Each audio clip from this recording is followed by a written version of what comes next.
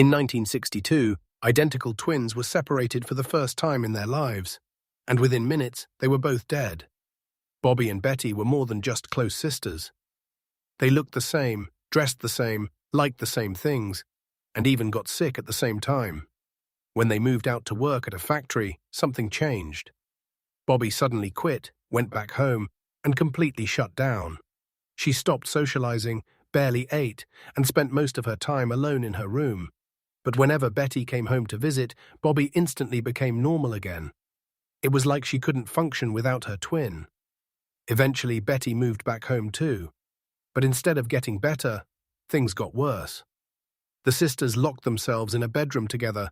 They stayed side by side constantly, barely eating, barely speaking to anyone else. Doctors diagnosed them with a severe mental illness, so they were admitted to a hospital. While they were there, they improved. But every time they went back home, they regressed again. So doctors made a decision. They believed the twins were too dependent on each other, and the only way to help them was to separate them. They were placed in different wards on opposite ends of the hospital.